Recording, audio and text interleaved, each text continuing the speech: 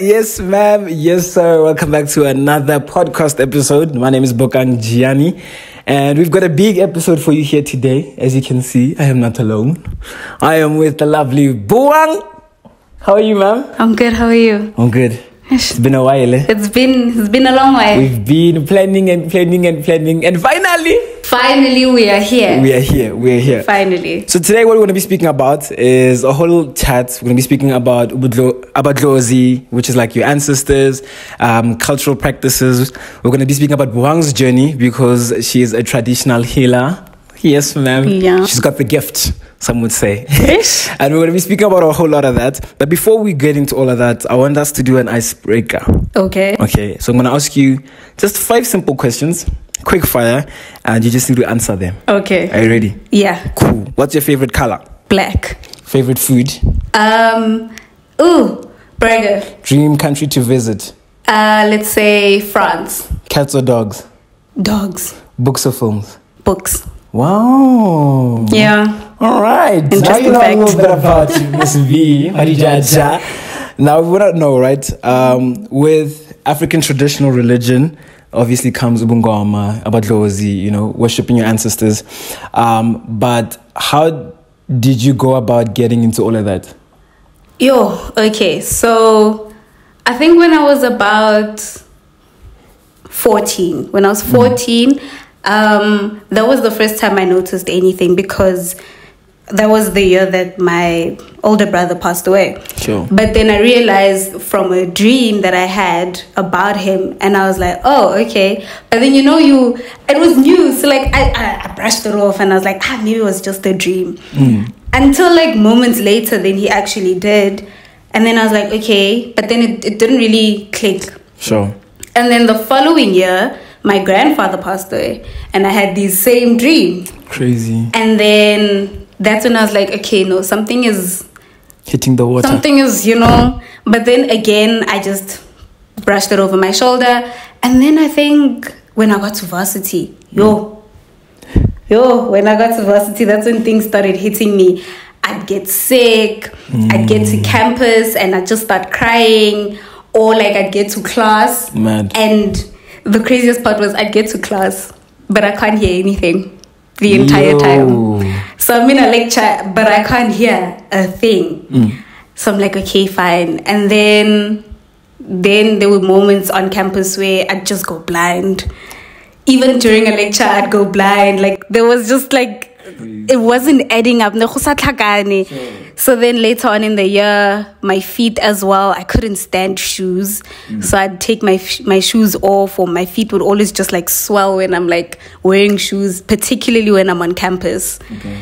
And then closer to the end of the year, I had a dream. I had another dream, and this time Ndebele lesela. It was like a cloth, an ancestral cloth.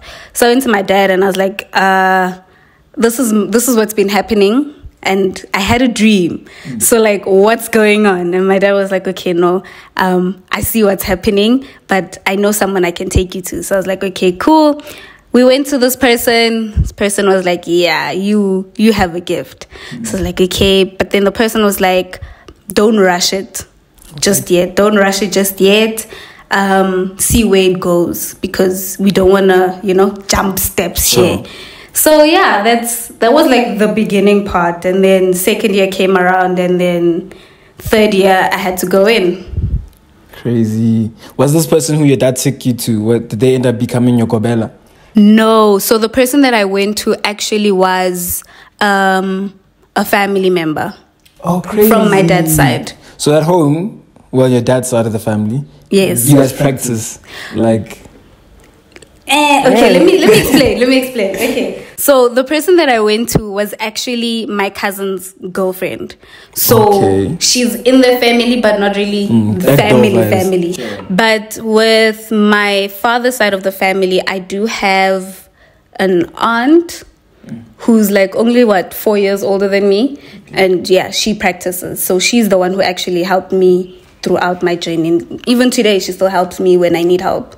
Okay, so how did, with the family dynamic, is it a thing that, your family just accepts it when it happens, or how is that dynamic at home? Okay, so my mom's side is basically like Christian.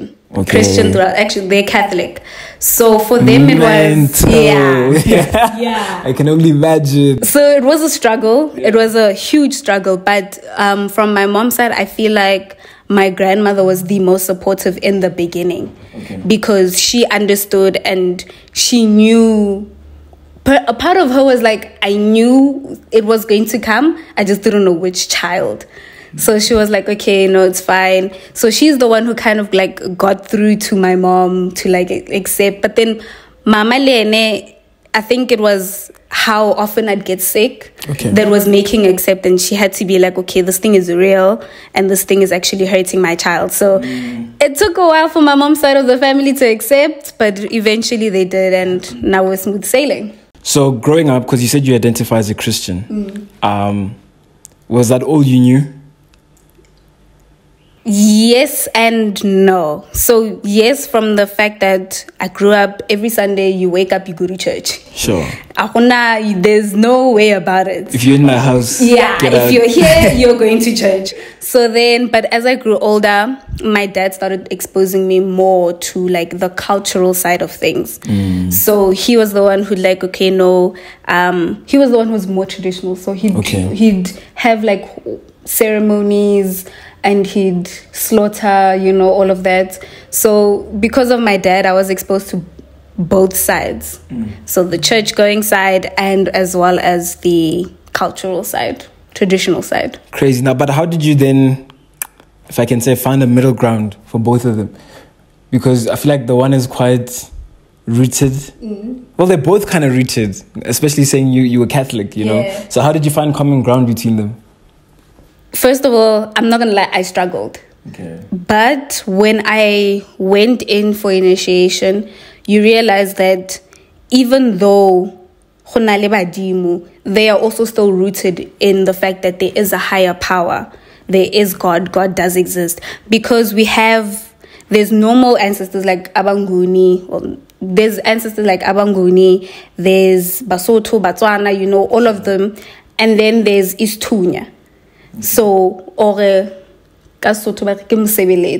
so those ones are rooted in church. So those are the ones who went to church. Those are the ones who used to pray. Those are the ones who fully, even in their afterlife, are still praising God. So that's how you find her. Okay, so the two can coexist, because you have ancestors who believed in God, and even in the afterlife, they come back as a Christian. They come back as a person who prays, whose main work and main way of healing is prayer. That's interesting. But now I think just to like challenge you a bit. Okay. Right? A lot of Christians come up with the whole, I think it's Exodus 20 verse 4, that whole Bible thing that thou shalt not praise other gods and idols and whatnot. And a lot of Christians say that worshipping your ancestors is a form of worshipping idols. So how do you battle with that? So what I do is I don't look at it as worshipping my ancestors. I acknowledge my ancestors. I worship God, but I acknowledge my ancestors, and that's how. So that's the thing. You can't say you are worshipping your ancestors. No, you are acknowledging them as family members who have left and have gone into the afterlife, and then you have God. So what's the importance of doing that? Not necessarily. Specifically as an African, but also just in general. So how can I go about this actually? The importance is just that, some people believe that your ancestors can open ways. We'll say, let me put it like this. Let me put it in a simpler way. Your ancestors are sort of like a bridge way to God. Okay. So how I see it is that you ask them for something, and then they will intercede on your behalf. Okay. Yeah. So I say they intercede on my behalf. So I ask them, but not forgetting the fact that I also do pray. But then in acknowledging them, I say, please intercede for me, because these are the things that I'm trying to achieve. These are the things that I need in my life, or I want in my life. So then they would do what they can do and intercede, and God does the rest. That's interesting. Because I personally, I mean, as much as I have like extended family that practices, but like immediate family from like my great grandfather, both mom and dad side, Christians for days. Like their siblings and they practice. Matter them, they're like, not for me and my house, we shall serve the Lord. We shall serve the Lord. You understand? So I think that's interesting because we're never exposed to that. Although that we're like those Christians who like we're Christians, but y'all will slaughter a cow. Yeah, you know. So it's kind of like we do the rituals, if I can say, but we don't acknowledge our ancestors. In doing the rituals, you are acknowledging them. Nada. Really? Yes. That's interesting. Okay. You acknowledge them in doing those rituals. Even though you don't say much, but they still recognize this as an offering to them as well. Okay. See? That's interesting. I didn't know. But now speaking on all of that, right? There's obviously there's a lot of misconceptions surrounding the whole, worshipping ancestors thing, Tagata, Muti, that whole jazz. So how is it just, because how I understand it is that to be a traditional healer, that's a gift. Mm-hmm. And just like anything in the world, you can either use it for good or for evil. But how do you see it? And what are some misconceptions that you've encountered through your journey? I think how I see it is exactly like that. You can either use it for good or you can use it for bad. Generally, I use mine for good because I can't say I pray to God and then want to go destroy someone's life. Sure. They don't counter, Yeah. So you can't say I'm a Christian, I believe in God and I believe in his teachings, but then I turn around and I use my gift to harm other people. Yeah. So that's no. So I just use my gift for good. Where I help. If there's a part where someone is like, I need this and this and this and I can't, then I'll respectfully say, I can't do it for you. Okay. And then with that, do you get paid to use your gift? Because that's, I think, another element. Because when people say where there's money involved, so like even like a lot of people, they charge for those services. Mm-hmm. Other people don't. So how does it work for you? I charge, but the thing is, I charge because the way I need to work, they need to be brought back. Fizz. I need to have a way to bring those same muti that I was using to help you. I need to have enough to go help the next person. And for me to be able to help the next person, I need to charge you. Okay. That's interesting. I like that. But even now with speaking on your gift, yes. How is it that you help people? Well, do you prophesy? Do you make medicine? Yeah. So generally, I would look at the person's life. So that's where I sit down and I talk to the person. Okay. And then from there, I see how do I move. I don't just go in and say, okay, here you go. No, I need to check that what I'm doing is the correct thing. It's the thing that is needed in your life for for this particular issue to be solved. I need to be able to say, okay, this is the issue. I've identified it. This is the process that I'm going to take in order for me to fix this issue. That's interesting. Do you prophesy? Yes, I can. That's great. But how does that work as well?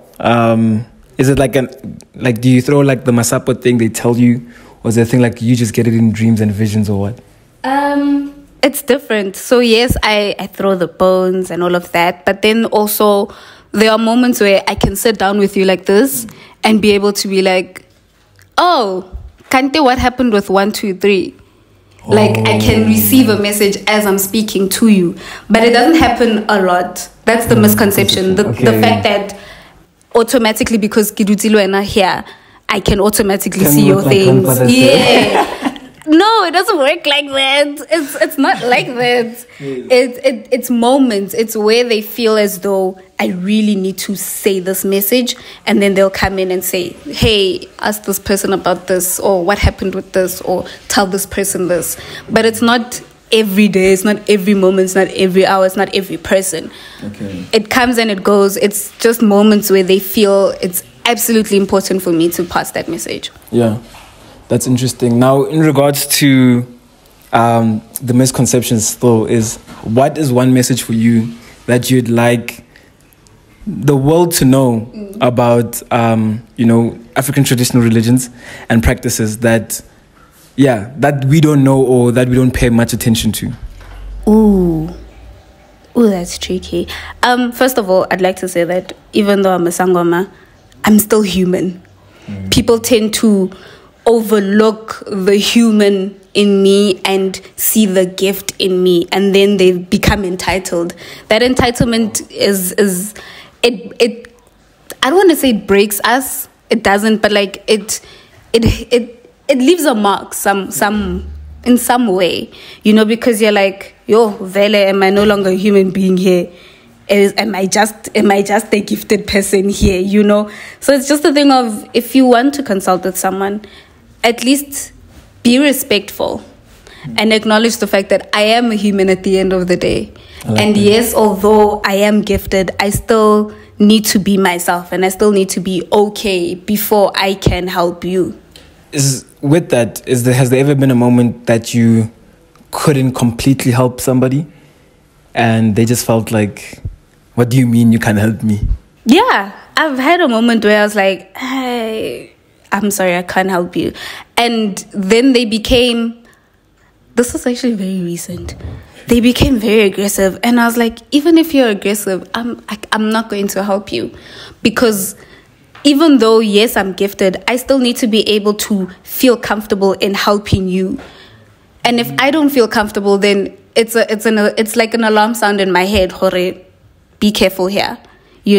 So then I just respectfully declined and I said, I'm sorry, I can't help you. Is it a thing? Is there a reason why you can't help them, or is it just like warnings you get from using your gift? Particularly with that situation, was just a warning where I was just being warned. Okay. They were just like, no, don't do it. They were like, it's not the one, this one. Yeah, they were just like, So, yeah, there are moments where I'm going to have to say no, because they're just feeling as though either the task is, I don't want to say too big, but it's just not something they would do. Or there's just warning signs and they're like, just be careful. Okay. It's deeper than that. Yeah. It's deeper than what they're bringing here. That's interesting.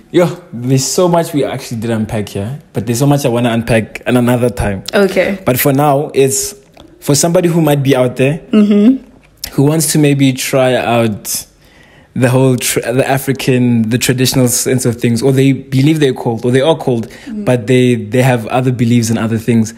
What's an advice you could give to them? So for a person like that, I would say take your time. Don't rush your gift. If you think you're gifted, pray about it. Be rooted. And you people would be surprised. I always say pray about it.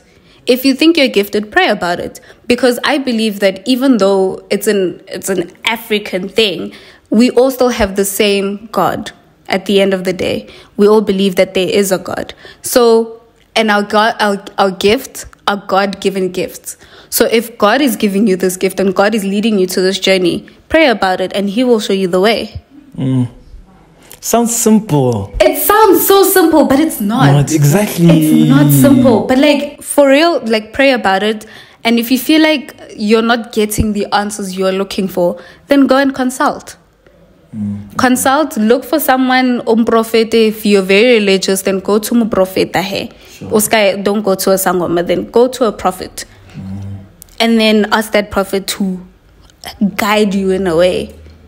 And even another last note I want to ask is, then how do you help, I would say Christians specifically, or maybe Black Christians who struggle with accepting the traditional aspect? or not even It's- just it's accepting, all- but like, Yeah. even if they don't agree, let it coexist with them. Yeah. Man, it's all about time. Just take time with yourself. Honestly, because you can't rush these things, especially if you're from a background where mainly you're Christians. It's going to be, A lot. yeah, everything's just gonna come at you all at once. So you need to be able to take like a step back and think and take time, and then just like, okay, this is what my journey is, but this is how I grew up. How am I going to put the two together? Because it's possible. You can put the two together. The two can coexist. You can go to church where you go to church, and you can practice where you practice. So the two can coexist. Just take time and breathe and just like, I don't want to say plan it out because that just sounds weird, but like, yeah, just take time, man. Yeah. Just take your time. Don't rush it. Then it will happen. Yeah, I think like eventually it will fall into place. Things will fall into place. As long as you have that trust in both God and your ancestors, your things will fall into place. Okay. That's interesting. Oh, I'm so happy about this episode. I'm not gonna lie. Buang, thank you so much for coming through. It's a pleasure. There's so much I really want to unpack in a bit more depth. Yeah. But I just wanted the first chat we had about African traditional religion to be more, I don't want to say generic, but also just coinciding with your experience.